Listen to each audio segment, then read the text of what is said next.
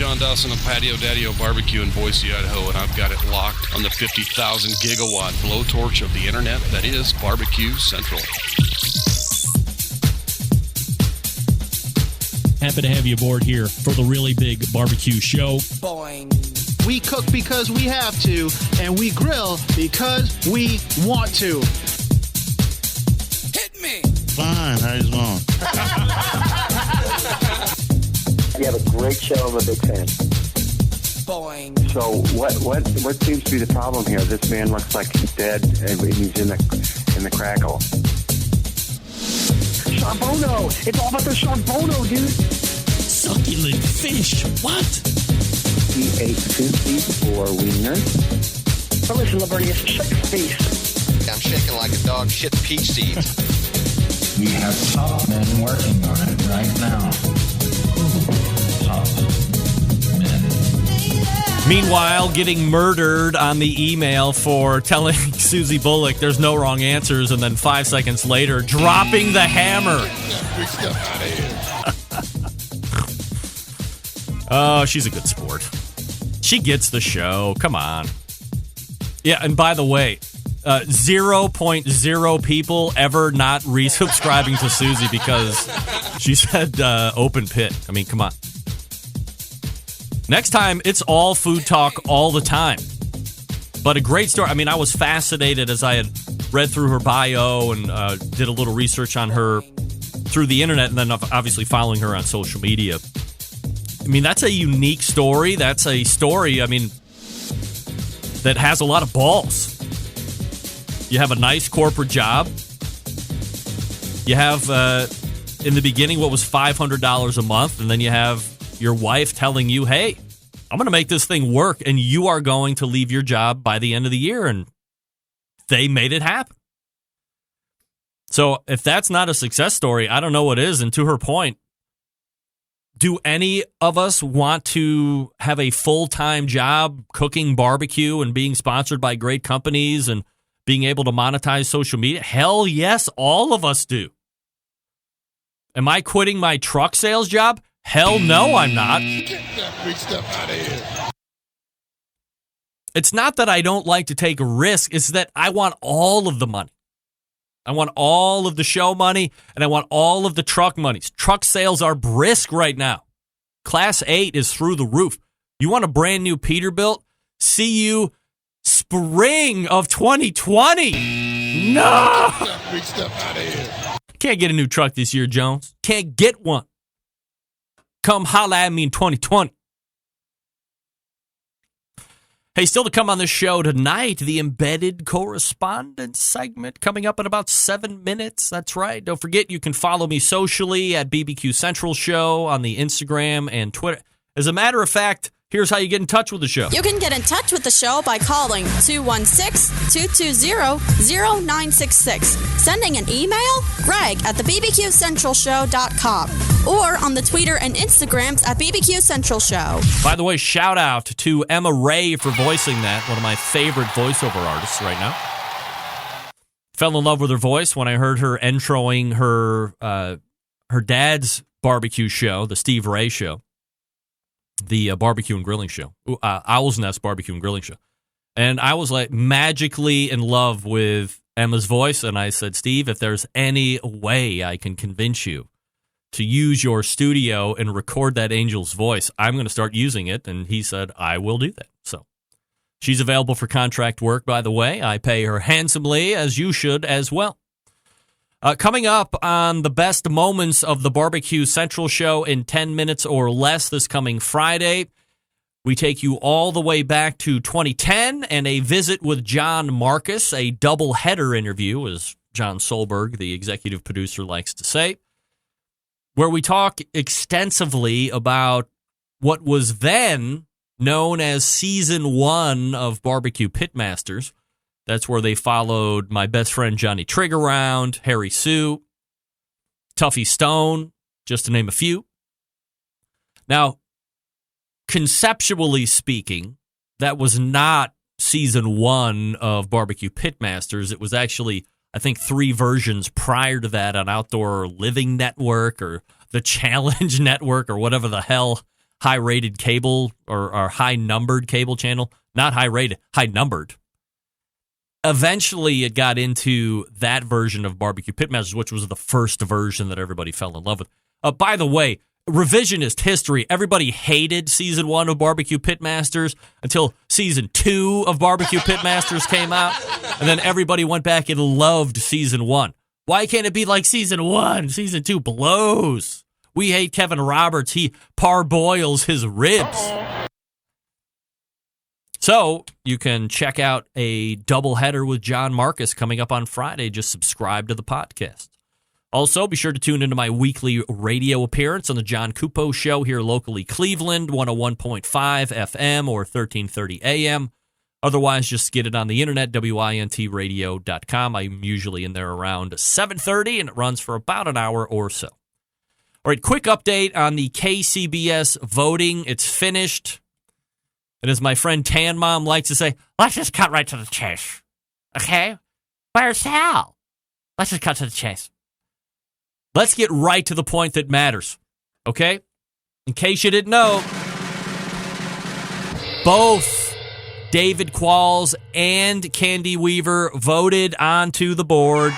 You're welcome. Once again proving, if you show up on this show, you get your platform out, you tell people to vote for me, you tell people why to vote for you, you get elected. Shall we run down the laundry list of people that have appeared on the show that got voted onto the board? David Qualls, Candy Weaver, in 2 different versions, has been voted on. Jason Cole appeared on this show a year ago, was voted on at the beginning of last year. And the list goes on. So don't come on to this show looking for a board spot and thinking that you're just going to do some lip service and you might not get elected. Don't think that. Show up on the show because you want to get on the board and you think you're going to make a change because you're going to get elected. Also, unrelated to this election, the Kansas City Barbecue Society made the official announcement that they hired Heath Hall from Pork Barrel Barbecue to be their new and first ever CEO. I assume he is going to have to step down as incoming president of the National Barbecue and Grilling Association if he hasn't done so already. He was supposed to start his presidentialship now, I think. So he has accepted a position of CEO at KCBS, and probably until further notice, that's probably going to be my last covering of any KCBS news going forward. Also, many emails asking, how was the duck? Well, you're going to have to wait for that because I don't have the duck yet. It's in transit. Embedded Correspondents coming up next. Let me talk to you quickly about Green Mountain Grills. Some of the best pellet cookers out there on the market today.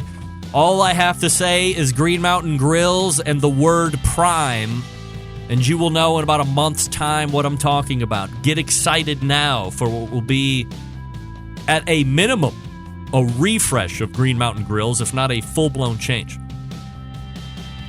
Go to greenmountaingrills.com and check out their selection of cookers. The Jim Bowie, that's the big one. Daniel Boone, that's middle size. The Davy Crockett, that's the mobile version. On that mobile, if you don't have access to a traditional power outlet, all you have to do is use the 12-volt adapter and plug it right in your car, truck, van, or SUV. Totally portable, and you get the wood pellet-fired taste. Come on, doesn't get any better than that. GreenMountainGrills.com is the place to go. They also have rubs and sauces, lots of great how-to videos with Sterling Smith and Phil the Grill, just to name a few. Also, pellets to fire those cookers. Don't forget to get the pizza oven insert if you get the Jim Bowie or the Daniel Boone. It's like $150 or less. Get it on Amazon, have it shipped to you. And now you can have a high-heat pizza oven in lieu of using it as a slow and low cooker or a smoke roaster. Great. Huge versatility. Pizza parties all the time. So fun to make. So quick to make. It's Green Mountain Grills. Jason Baker and the gang, longtime sponsor of this show. GreenMountainGrills.com. That's GreenMountainGrills.com. The embedded correspondents are up next. Stick around. We'll be right back.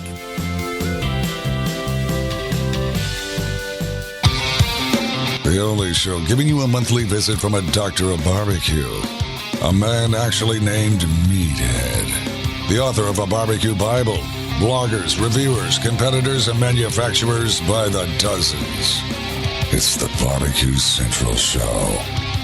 Once again, here's your host, Greg Rempe. All right, Smithfield lovers, go to Smokin', S-M-O-K-I-N, Smokin'withSmithfield.com. Make sure you are checking out everything they're updating that website with. There may or may not be now a few spots for the Committed Cooks program if you have $20 or $25. And a spot is still open. Go ahead and kick it over there. You'll get over $100 worth of gear back from Smithfield that you can represent. Once you start winning, they will have that Walking with Smithfield program available as well. Probably get Belinda Hammond back on the show here sooner than later to go over that. Good folks over at Smithfield. Just cooked up some of their bacon for dinner this evening. Very happy for that. All right, it's the fourth Tuesday of the month, and you know what that means. We're going to be welcoming in the embedded correspondents.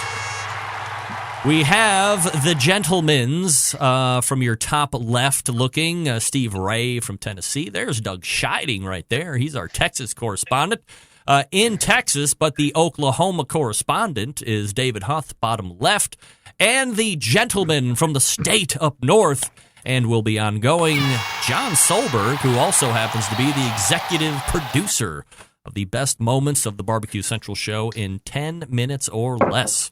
Guys, I was just told by Christy Vanover that the dates for this year's Jack Daniel will be the weekend of October 26th. So while I did have a thought that Mike McLeod might be trying to flex his almighty competition muscles to see if a cook would decide to either go to the Jack or go to World Food Championships, they are not a competing. World Food will be the week in advance, and then the Jack after that. Steve, do you think that's a good idea? Should Mike not try to compete with the Jack Daniels? I don't think the WFC competes with the Jack Daniels, Greg. It's two different animals. Correct, but I don't think it mattered. I don't think it would matter. My thought was that maybe he would try to go up against those dates on purpose. I don't think when he set the date, it even crossed his mind. Doug, your thought? I don't think so. I think it did probably cross his mind, but I think he was putting it out there because, like you, I couldn't find when the Jack was, and last year it was at the end of the month. But still was a possibility of some crossover between the two. John, did you think he was going to angle for that or no? Are you on mute? John, I got nothing. All right, David Huff, how about you? It seems kind of fishy that the dates ended up being the same. I don't know. It's a possibility. No, they're not the same. One's a week. One's a week ahead of itself. I misunderstood what you were saying then. My apologies. That's all right. We have Steve, Doug. John, are you there yet? I'm here. Okay. Did you have a thought on any conspiracy or what? I don't think it's going to be a conspiracy. Ultimately, the World Food Championship is going to crush most competition barbecue. So really, it's going that direction. All right. Well, I'm not going to. Okay. That's probably a different topic for a different day. I know Doug certainly has a disagreeing opinion on that. Probably Steve does too, but because there are two different angles. David, do you have a disagreeing opinion on that as well? It's probably 3 against 2. No, I don't have an opinion right now. No opinion. All right. David, I'm just too busy seeing Doug shaking his head that it's cracking me up. All right. David, you need to make sure you're talking that loud all the time. Otherwise, I'm going to have to let you go back to Texas. You're in Amarillo, right? Yes, I am in Amarillo. Okay. Okay. So first topic of this evening, gentlemen, is number 1, pellets. Can you really taste a difference in the type of pellet or the species of wood pellet? And let me go to Jon Solberg first. John obviously uses a number of cookers, but he does have a Green Mountain grill. So give me your thoughts, John. I can't really find a different taste in different flavor blends unless I'm using mesquite. I can taste the mesquite pellet, But if I got a oak and cherry blend, a oak apple blend, a maple apple blend, I don't really taste the difference in the pellet itself. Doug? Yeah, I agree. Mesquite, you can taste a little bit of the difference. There is one Traeger blend called the Big Game Blend, and it has a rosemary. As you know, people know Traeger has a patent for oils in pellets. It has a rosemary flavor to it. I did an event for Traeger and smoked my brisket all night using a rosemary, the rosemary in Big Game Blend. You could taste the rosemary on the brisket. So in that case, yes, I could taste it. I actually do drink a bit of wine, and so I have somewhat of a discerning taste, but I can't really taste the variation in smoke very much on pellet. So I don't think it's as big of a factor as most people do. Doug, I don't want to ask you a question that you can't answer, and I'm certainly not asking you to speak on behalf of Traeger. I can do that with Chad when he comes on the show, but as you had mentioned, they do have a patent on these oils that flavor wood pellets. When I had pushed what was then Mr. Barbecue and the sales and marketing guy for Traeger Corporate, 5-10 years ago, whatever it was, he was completely unwilling to even talk about it. Do the current leadership of Traeger talk about it, or do they still not like to mention it unless it's brought up, or what?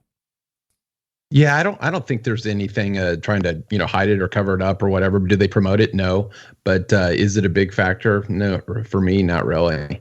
To me, it's Traeger has control of their pellets from start to finish, and that's more of a factor than putting rosemary oil or whatever oils in the pellets.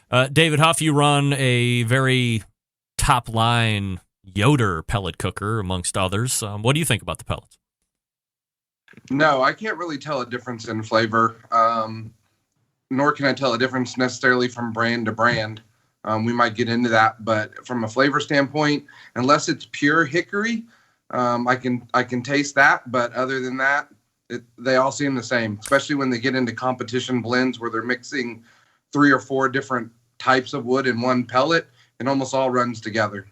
Steve, I know you don't have a pellet cooker per se, but I'm sure you have had to have sampled meat from a pellet cooker. I mean, it's not like only 2 or 3 people across the country have them. 4 out of the 5 of us actually own at least one pellet cooker. Good for y'all. What do you think about pellet cookers? Are you not a fan? I don't have one. I don't know if I'm a fan or not because I've never used one. But I don't understand. They make all these flavors of pellets, and the panel says I can't really taste the difference in the pellets. And you go to the store and there's cherry, oak, spearmint, peppermint. I've got. Let me get to my favorite flavor of pellets. I like these pellets right here. Kingsford charcoal? That's the pellet that I use in my smokers. And you know what I use when I run out of that? What? I get these pellets. Wow. I got a guy in Ringgold, Georgia that makes these pellets for me. They're called sticks.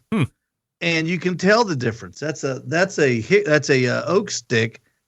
And you can tell the difference between an oak stick and a hickory stick. Yeah, well, I mean, so I guess that's where the big question lies here. Let's quickly go around the panel. Steve, are you saying with 100% of surety that if I fired up my Lang offset cooker and cooked barbecue foods for you, and that is not a Kinger reference, that just happens to have rolled off the tongue, that if I used apple sticks and then went to hickory sticks and then went to oak sticks, that you would be able to tell me which species of wood that is?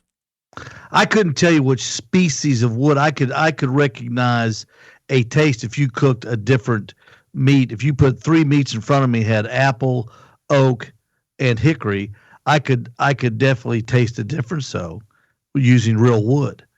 But now, I mean, I would think that's what a pellet is, though, right, guys? This is the argument that they're making, though, right? Is that even though there's all these flavors, they're not able to pick out exactly. They can't tell the difference, but they make.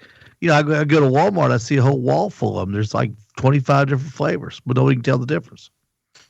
I don't get it. I don't get it. All right, here's the thing. Go ahead. A lot of pellets use a base wood.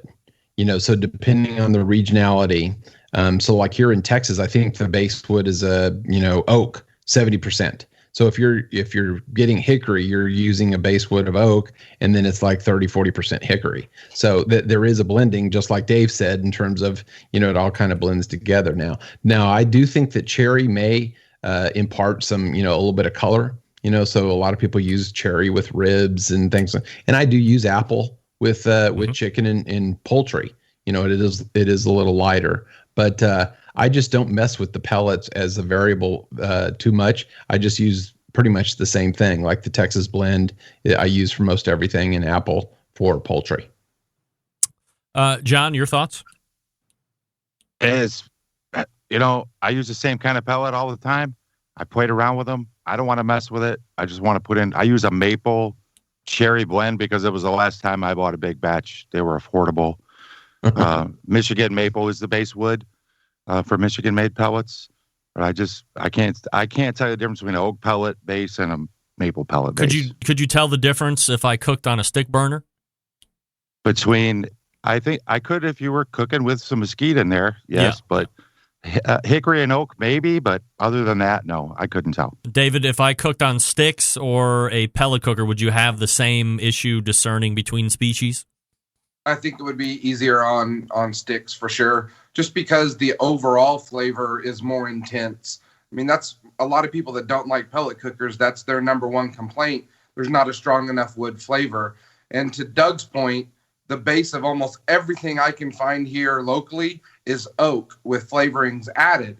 And I can tell a difference in flavor if I get 100. There are some people that make 100% pecan, 100% cherry in the pellets, and they're very expensive. And to John's point, I go to my local big box warehouse store, like a Home Depot or a Lowe's. I can get a 40-pound bag of pellets for $16. Actually, last time it was $14.99. That's a lot less expensive than if you're buying these blends that say they're 100%. And with the difference being so slight between the two, I'd rather buy twice as many pellets. That's a good dovetail into the second part of this question, which is, do you see a difference in quality depending on, I guess, what would be a manufacturer, John? I don't. I've used what I would say a low-end pellet, and I'm not knocking this pellet. It's Pit Boss. It's a Walmart pellet. I use a high-end pellet now. And yeah, I can look at the pellet and see a physical difference in the pellet, but it doesn't perform any differently. I might get a little more dust in the bag, but for me, it's still wood. It's still going in the hopper, still going to go down the auger, it's still going to burn. So I find no difference in quality compared to taste. Doug? John, one question. When you say you see a physical difference in the pellet, what do you mean? It may be a slightly different color. There tends to be smaller, maybe there's smaller pieces, maybe there's more dust in the bag. Okay. I actually do. 2-3 times I've used other pellets. I have found that particularly one brand in particular, which will remain nameless, produces a lot more ash, and I don't want that ash on my food. And so, with Traeger pellets, and they're made specifically with the right amount of humidity. And if you'll notice, the new pellet should be shiny. That's why I was asking John in terms of, it should be shiny. Once it starts absorbing some moisture from the air, et cetera, like if you've got an open bag or, you haven't really stored it very well, it'll start to become dull. And then that's actually changing the pellet. And pellets, from what I know, have a shelf life of about 1 year. So I think there is definitely a difference in the quality of pellets just based on the amount of ash that it produces. Steve, I assume you don't really have too much of an opinion here. I've always got an opinion, Greg. Yes. Well, I mean, I don't want to put you on the spot, and then you don't really have too much to say. I don't know about. I just don't know about it. I don't even know how they work. Doug said something about they don't put out as much ash. Do pellet cookers put out a byproduct, or what? I thought the pellets went down a little tube into a little cup and burned, and where does it just collects on the bottom? It comes out of the bottom. Yeah. So they do. There's a byproduct. Yeah, just little. Okay. It's like I don't know, fly ash or something along these lines. I mean, it's not fly ash per se, but I mean, it's just burned a lot less byproduct that you would get from burning regular sticks. I would say for Doug, sure. Can that get into the chamber of the smoker? Yeah, that's what I mean. So if it's producing a lot of ash, that is going to you can actually see it. You can sometimes see it on the outside of the smoker, and then that's obviously getting on your food as well. Well, I know in a gravity smoker, you have to. I went in a competition. I always fill mine up when it's halfway because if you let it get too low, it'll create a lot of ash. And it'll go into the smoker when you drop the charcoals down in the chimney. If they got a long way to drop, so right. Same principle, I guess. David, your thoughts? I haven't seen a big difference in quality. The way the Yoder's designed, it has holes that gradually get larger the further away you are from the firebox. And so the closer where it is, where you're going to have more ash, it's less likely for the ash to actually come up into the food. So I really haven't seen that issue. The one thing I'd like to do is kind of run a test with different pellets to see if they burn any faster or longer, or if you get more time out of them. The problem that I've tried before, one time it was 32 degrees and I felt like I went through 40 pounds of pellets in about 6 hours. And then in the middle of the summer when I'm cooking, I can make a 40-pound bag go through 3 or 4 cooks. Sure. So I'd like to see quality on the same type of day, like the same temperature, running in the same smoker. I'd like to see if one lasted longer than the other, but no discerning difference in anything else. All right, yeah, I mean, I've used Green Mountain Grill pellets. I've used Traeger pellets. I've used Barbecue or Delight pellets, obviously cooking pellets. And I would say on the whole, now cooking pellets does offer some of those 100% species wood. I think they have a hickory pellet. They might have something else. And they've been getting into a lot of other avant-garde flavors like the apple mash jack pellet and stuff like this.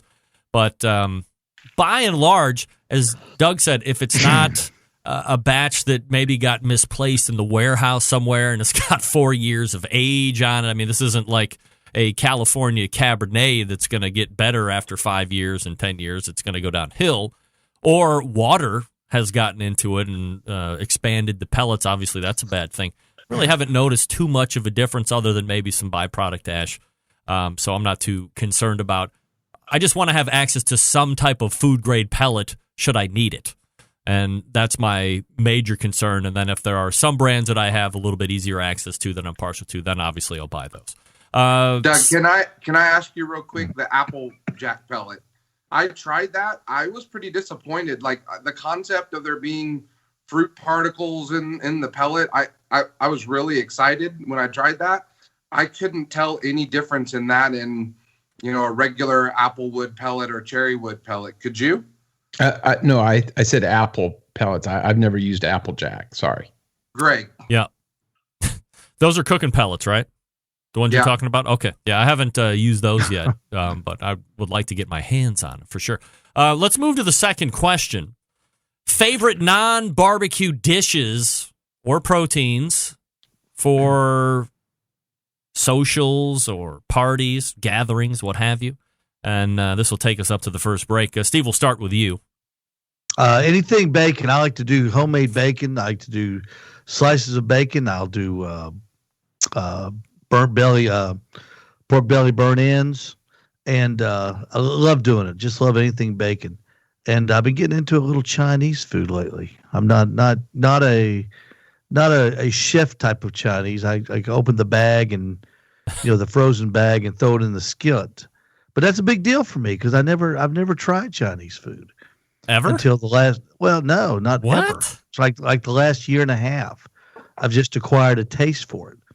And because as you get older, you guys will someday go through this. As you get older, your taste buds die. Like I can't taste a steak. The only thing I can taste on a steak is the butcher's barbecue rub and the any kind of a steak sauce that I might be using at the time. What? But with Chinese food, I can taste it. Steve, have you been to the doctor? I mean, maybe this isn't, you hit 50 and your tongue dies. I mean, maybe you got a real issue. No, I don't smoke. I don't do anything that would kill. It's just a natural thing. I've talked with my buddies and they say the same thing. But I tell you what, that orange chicken that these Chinese people make is just off the chain. These Chinese people? What the hell are you talking about? These Chinese people. Don't y'all have a Panda Express in Cleveland? Oh my God! Yes, but that's who works there. Are Chinese people. All right.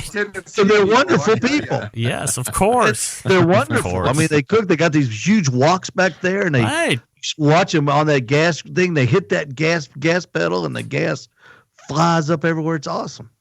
And the food tastes good too. And you are just now finding your stride on Chinese food. Yes, I know. Never as a kid growing up, no. Quick dinner. Never got on my radar. Beef and broccoli, nothing? Never got on your radar. Was there Chinese restaurants in Ooltewah? Yeah, there's a couple. Huh. There's a couple, but I never went in them. Interesting. So are you almost to the jump off point of doing a Chinese takeout? Chinese takeout? What do you mean, ordering it to go? Yes. Yeah, I guess. I go to the Panda Express right across the street. It's got a drive-through window. All right. I've got those. I have those little boxes here. I use the little Chinese boxes all the time. Look, I want to put you on assignment for next month. I want you to go to get Chinese takeout, and then I want an evaluation. That's an assignment. I bought chopsticks too. I know how to use chopsticks now too. I don't know how to do that, but I mean, I've had Chinese food for as long as I can remember. Oh my goodness! All right, guys, we're going to get to the rest of you here in just a minute. Let me do a little quick read for the gang over at Traeger. That's right. Hey, behind every great meal is a great grill. Not just any grill, the Traeger grill and the Timberline is Traeger's most advanced grill yet. It allows you to grill, smoke, bake, roast, braise, and barbecue like a pro, no matter what your level, thanks to the incredible wood-fired taste. Seriously, you don't know flavor till you're cooking with it. Traeger grills use all-natural hardwood pellets as fuel, so you're literally cooking with flavor. From low and slow smoked ribs to a seared steak, even a baked apple pie, Traeger's can handle it all. And the Traeger Timberline makes it even easier thanks to the Wi-Fi capability. You can check on your cooks, kick up the temperature, and set custom cook cycles anytime, anywhere, right from your phone through the Traeger Grill app. In fact, if I had a brisket on the grill right now, I could check everything, make adjustments. It would be awesome. You can find one at your local Traeger dealer, maybe, or better to check them out online, TraegerGrills.com, especially the Timberline. They're very sought-after items. Want to beef up that barbecue game of yours? Hell yeah. Traeger Grills shop class is going coast to coast, bringing barbecue knowledge and amazing wood-fired food everywhere they go. Taught by professionals like Texas embedded correspondent Doug Scheiding and Matt Pittman and Chad Ward and Danielle Bennett and all those guys. They will help you bring home all the skills you need to reach barbecue glory. That's right. Find a shop class near you by signing up today at TraegerGrills.com/shopclass. That's TraegerGrills.com/shopclass. We will be back with the embedded correspondents and those Chinese people. Stick around. We'll be right back.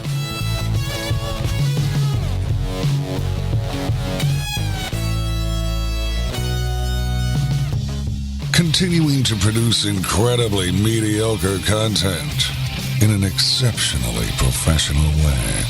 You're listening and watching the Barbecue Central Show. Once again, here's your host, Greg Rempe. All right, welcome back. We're talking about favorite non-barbecue dishes for parties, maybe just for dinner. Steve Ray has unveiled a revelation, the likes I have never heard. Steve, how old are you? I'll be 60 in April. Just now finding out about Chinese food. Congratulations. Thank you. You like egg rolls? Love them. All right, me too. Doug, what do you like for non-barbecue food? Non-barbecue and kind of party stuff. I make, queso, chips. Oh, no. Doug! He'll come back here in a second. Of the Pyramid Foundation. Yes. Doug, you just blinked out. Go ahead and start again. No, it was the internet. Go ahead. I blinked out. Yeah. Okay. You said queso, so anyway. And then the internet hated it and muted you. Oh. Queso is a basic food group for me. So it's on the bottom of the pyramid, chips and hot sauce. And so I like to do smoked queso on the pit. and I actually cold smoke the cheese ahead of time. I like to cold smoke shredded cheese first of all. And Steve, pay attention. And and his producer's talking to him. Yeah, exactly. So I cook that in a Dutch oven, and then so I add some chorizo to it and some other things. And so I like to do a smoked queso. I also like to do carne asada. And as Fred Robles says to me, it's the gringo version of carne asada. And so I use my trimmings from brisket, and then I smoke that overnight, and then I put that into a braising liquid and make carne asada for like breakfast and tacos and things like that. From a non-meat standpoint, I actually have just released on the Traeger side a smoked sea bass recipe, and that was a recipe that I developed when I was asked to cook for the Zach Brown Band. And when he's touring, he does not eat meat. Even I tried really hard to get him to try some meat, but he wanted sea bass because he thinks it messes with his vocal cords when he's on tour, so he doesn't eat meat. So, but he liked it so much that he took both of my rubs that I use for the recipe because he wanted his guys to cook it. So those are some of the things I cook. Doug, is there is it a big Mexican influence down where you are, food wise, or no? Oh, absolutely. Yeah. I mean, I go eat Mexican food 2 to 3 times a week, and wow. I get breakfast tacos in the morning probably 3 to 4 times a week. Jon Solberg, your favorite non-barbecue related food? I love to make big pots of soup. I love to make scratch stock. Mm-hmm. I love to make a big stock and then make 2 different kinds of soups. If you're having a party, throw down and the crazy part is I'm not really a big soup fan, but I absolutely love to make them. Or soup, stews, jambalayas, those kind of things. It's really enjoyable for me to do it, to be honest. David, favorite non-barbecue foods? Yeah, so I like making fish. Right now, one of my favorite things to do is to use the Instapot to make carnitas. I love pork carnitas, and that takes a long time if you're doing it traditionally. Instapot, I think it's done in about an hour, so that's great. I've just ordered the stuff to get into trying to roll my own sushi. I could eat sushi breakfast, lunch, and dinner. I love it, and I would like to try to start preparing it myself. And then what Doug said with dips, chips and dips at a party, especially have 4 or 5 different kinds of dips for people to try. I have a recipe for Huff Daddy dip, which is sausage, cream cheese, corn, rotel, onions. It's a fantastic in place of a queso. And that's about it. You said you're a big sushi fan. Now, much like Steve being introduced to Chinese food, I mean, I knew about sushi for, years, but I've always was a little weirded out by it. But I tried it about 4 months ago and immediately head over heels in love for the most part. I mean, some of the stuff a little too skeeved out with, but I would say at least 50% of the stuff I'm pretty good with. Is that and you're a big keto guy, David. We kind of follow your progress and live with your results there. So is that like a friendly thing to you, or are you like rice or what? So if I'm on keto, and as you know, I've gone on and off and trying to get back on it. If you're on keto, you can't eat the rolls. You can eat sashimi, which is just the fish raw, or you can have rolls that some of them are made without rice.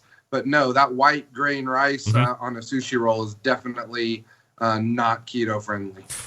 All right, my favorite non-barbecue foods. I can't believe nobody said this. For crying out loud. Every day of the week, twice on Sunday, actually twice every day. Pizza. What? Of course. Any kind of pizza. The worst pizza is still, it's like sex. The worst sex is still the best sex. The worst pizza is still the best pizza in my regard. So that would be my pick for favorite non-barbecue food. Although running a very tight second, it could be 1A, 1B, and these are not keto-friendly or any diet-friendly.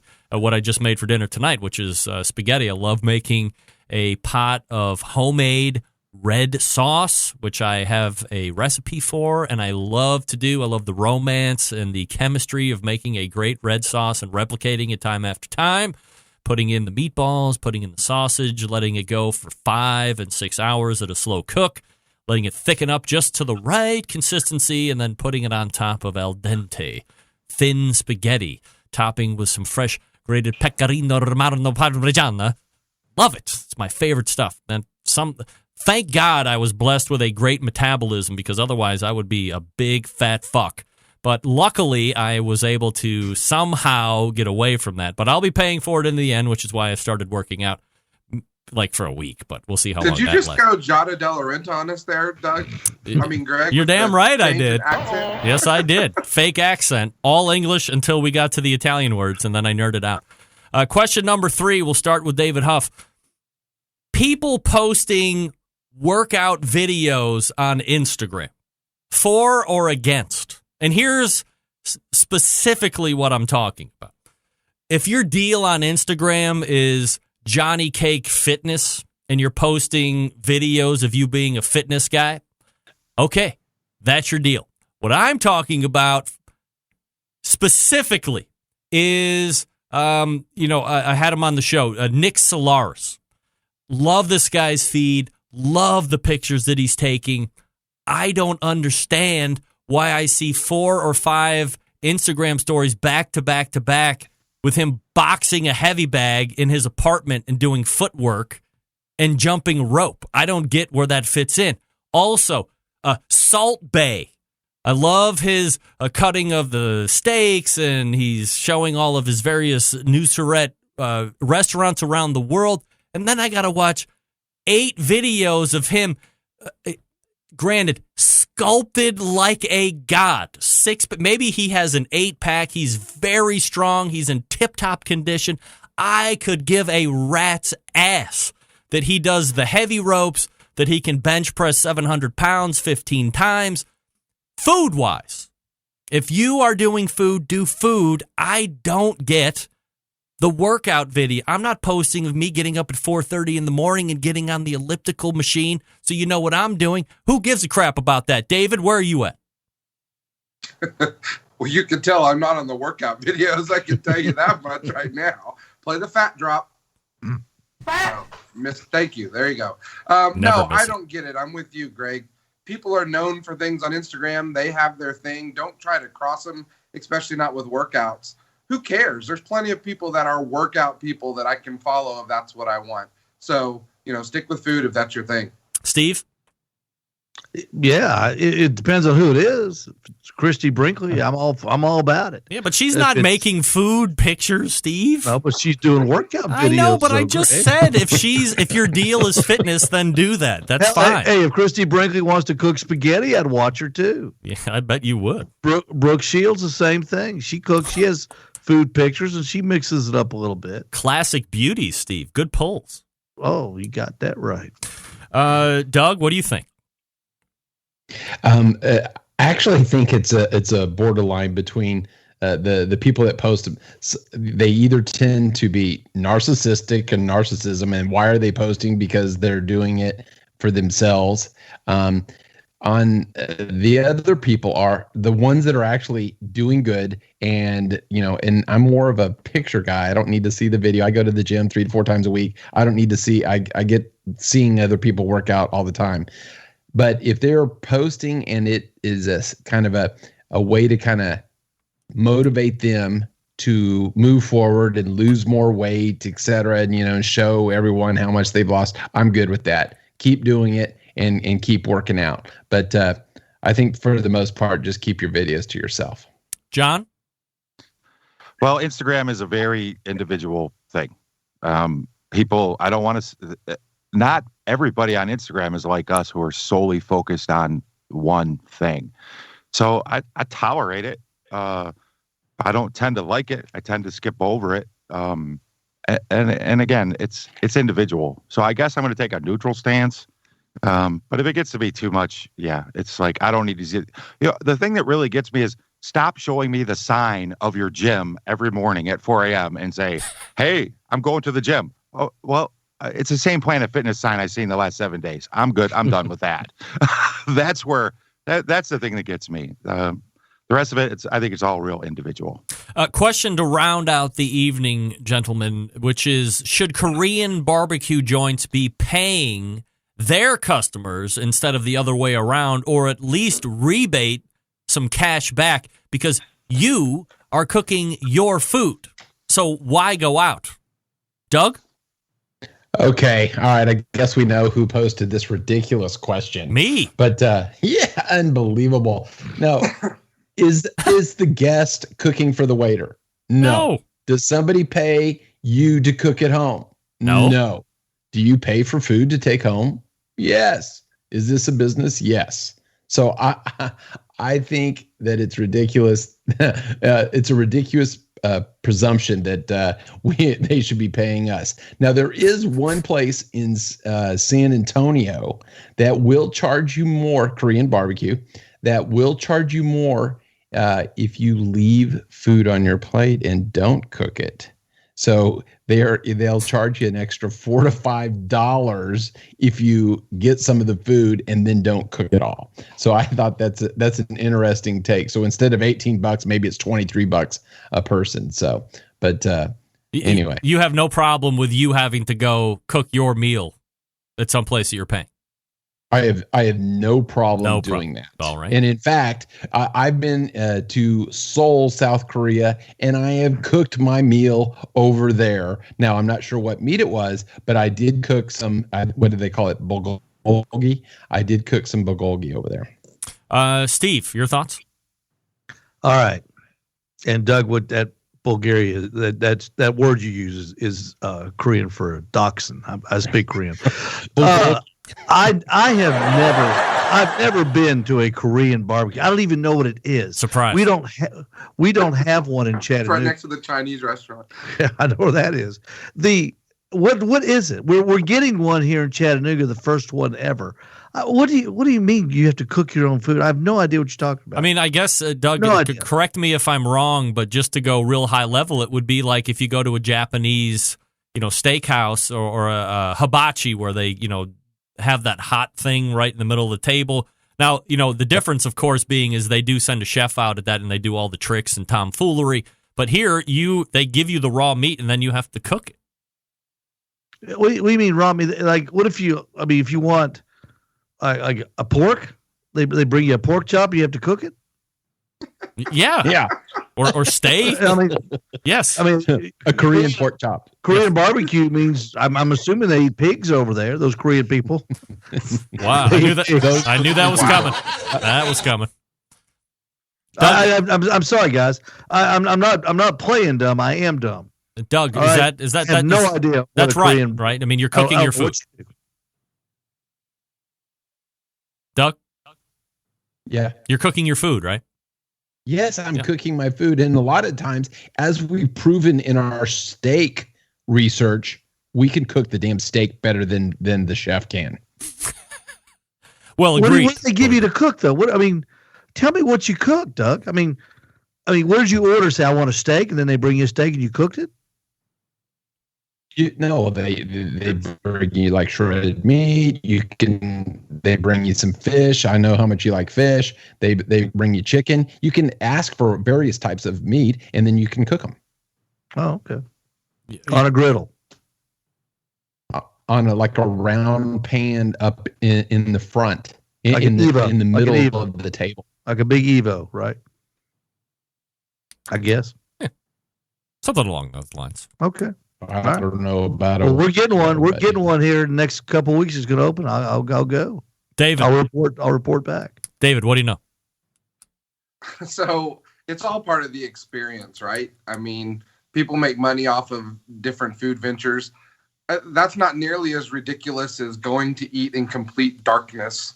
I don't understand that food trend where you can't see your food. You just have to go by smell and taste. I mean, there's lots of weird trends.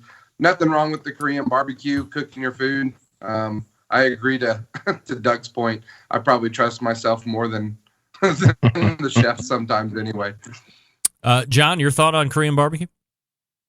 The Korean barbecue I go to here where I live, you don't cook your food. Oh. You can tend it. The server brings it out, lays it on the table, grill. She does the cooking. She might walk away. All the sides are brought out. You may have to tend to the food a little bit. But no, if she walked away and I'm cooking it, I'm cooking it. I don't have a problem with it at all. I think the Korean barbecue experience itself, the Korean food culture is an incredible experience. I love it a lot. And if I got to cook it, I'm going to cook it. But I don't typically run into that. The top left of your screen is embedded correspondent from Tennessee, Steve Ray, Owl's Nest Barbecue. Steve, when is your show on the internet? Tomorrow night, 7 o'clock. Matt Barber. Hot Wachulas. Right back from Europe. He'll be telling us all about his cooking experience in the North Italian Alps. Wow. Nice. How about that? Nice. Bottom left, currently in Amarillo, Texas, but representing Oklahoma as the Oklahoma embedded correspondent, David Huff. The gentleman on your bottom right is Jon Solberg, the executive producer of the Best Moments of the Barbecue Central Show in 10 minutes or less, hailing from Michigan, and the longest tenured embedded correspondent, the first ever, by the way. Doug Scheiding is from Texas. Guys, always appreciate the time, and we will look for you again next month. The embedded correspondents, bringing it strong as always, no doubt about it. Guests appear via the Traeger Grills hotline. Wow. Well, yummy. Girls Can Grill in the instant chat saying that they were over in Korea and said that the experience is great. So I will find the best Korean barbecue joint in Cleveland, and I will go. Maybe I'll hit up my buddy Doug Tratner.